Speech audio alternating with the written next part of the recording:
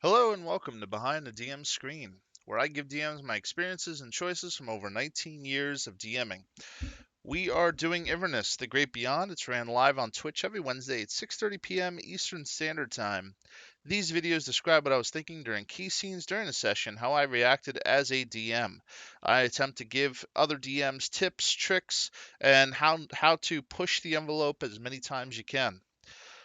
We are going to actually skip over the first hour. The players do a complete role playing session that almost doesn't involve me at all, which is pretty awesome. The players discuss about a book that they recovered from a demon in hell during their encounters in the first plane of hell. They discuss to me about the usage of the broom of flying as an out of game DM thing. And they speak to Mahadi about nearing a temple of Set that holds a special flower that only blooms in that area in Stygia that can enhance the panacea elixir. However, he explains that the place is very clearly dangerous. He emphasizes it very much so. Um, at 59 minutes, for those I'm unfamiliar, we gonna have put on my Diablo 2 full music, post. a That gigantic book temple, way and they ago. suddenly I have a realize that lantern next gigantic to it. Now I'm gonna beholders put them up. within visible distance, Alright, depending on your now vision, you're laughing at and me. which Beacon God. notices it. They also notice Tarek pulls they out also the notice scroll that recorder some sort of mummy who tries to speak to them, withdraws but it, the so mummy runs he off won't when he be gets the able to chance. sense The anything players do a until really good it's job scouting within the a area. They're distance. really cautious because obviously danger is kind of afoot. They're pretty sheepish, but logically, death comes at any turn for the party.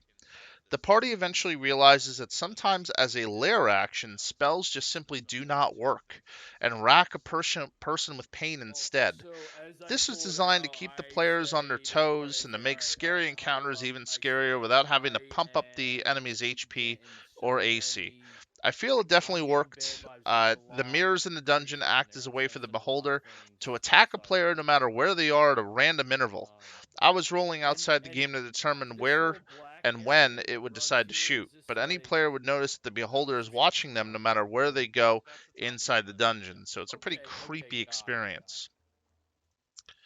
From there, at 1 hour and Hold on, 31 minutes, they don't come say nothing. face to face with the Careful beholder. eyes.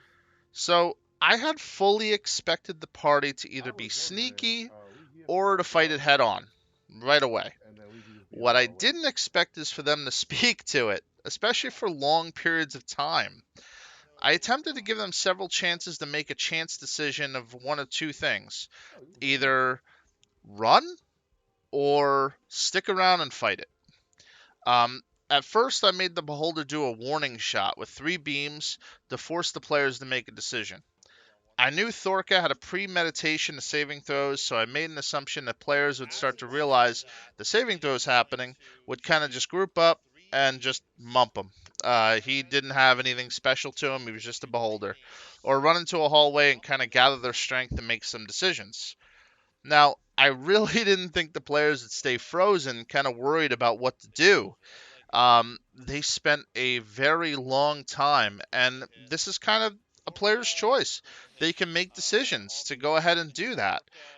So I had the beholder shoot his beam completely randomly, 3 random rolls, and one of them was the Well, he petrification beam. the So Paz is as high the as you can petrification get, beam, so no offense, Thorka I'm putting failed this the down saving easy. throw.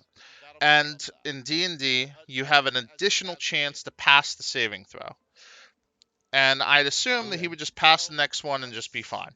I give the players again a chance to leave and a brief synopsis to do something. So I tell the players, hey, you just witnessed this occurring, and I give them a few minutes of in-game time to kind of do something. Okay, so And you then get you something get happens +3 again and you get I advantage. completely Oh. didn't expect.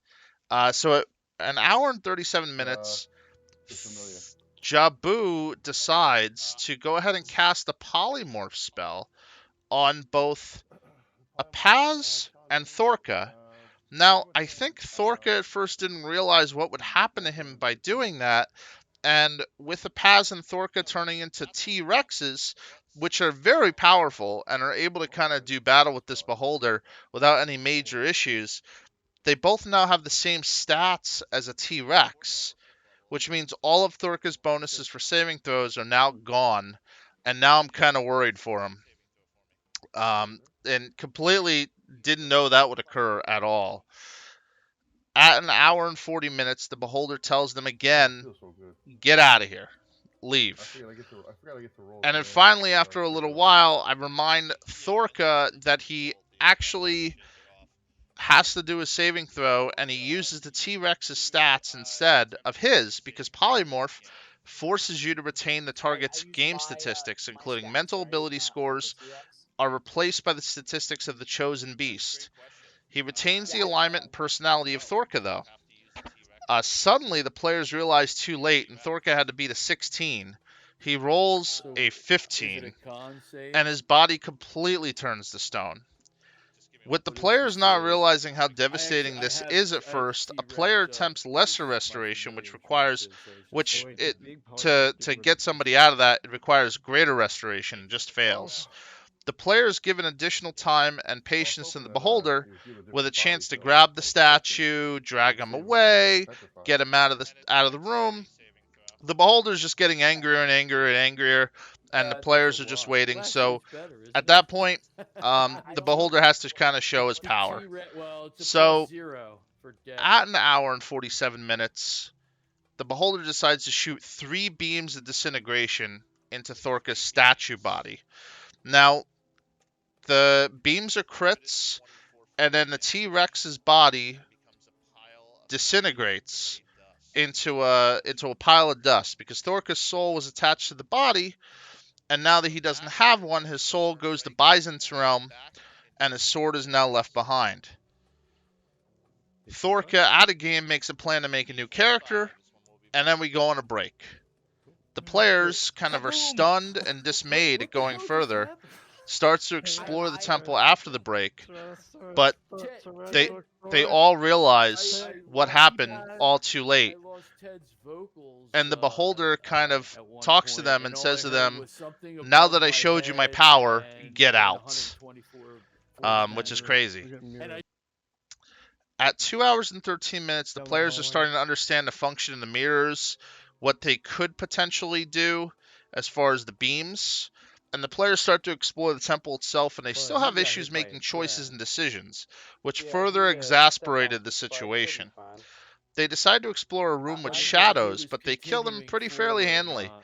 The room was designed to be short and easy. It's kind of just to test them, to have them understand how spooky this area could be, and to show them that there are a few traps that are available and that are here. From I there, don't want to, but at 2 hours and 54 minutes or so, this is designed to be a pretty scary encounter.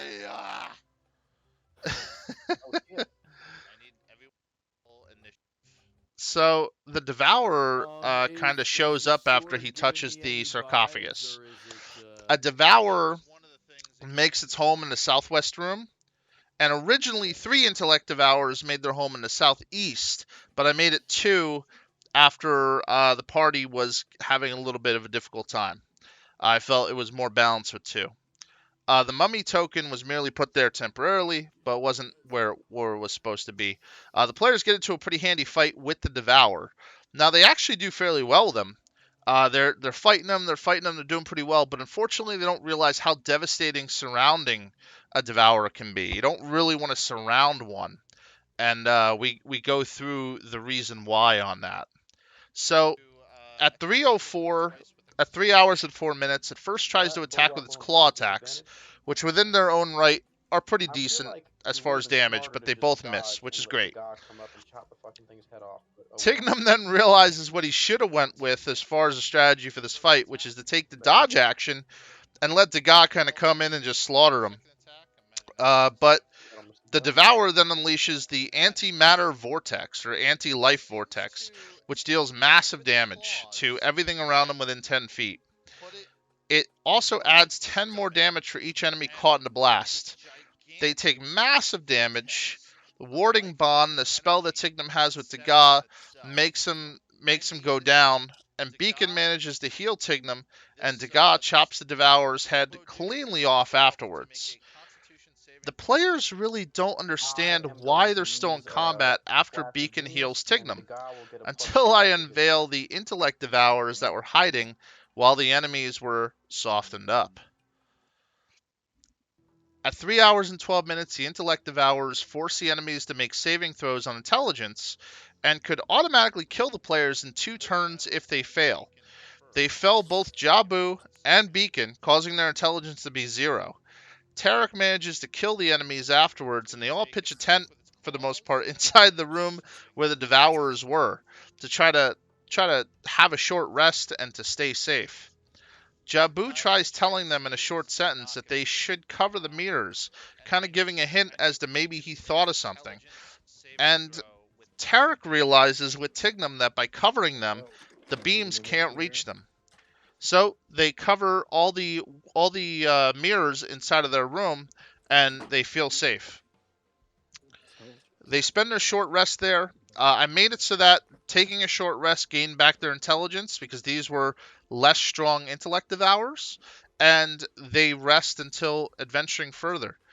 Pretty devastating, pretty difficult. They had a death in the party, and somebody came who is Thorka's brother, Rorik, to go ahead and help the party. So we're going to see what happens next week. Thanks for watching. We'll see you Wednesday at 6:30 p.m. Eastern Standard Time while our adventurers finish their adventure in Stygia. With 1 death already and a new character afoot, do you think the adventurers have what it takes to get out of Stygia alive? Let me know in the chat or in the chatter below. Thank you very much. Sub if you haven't already, and I'll be seeing you. Thank you.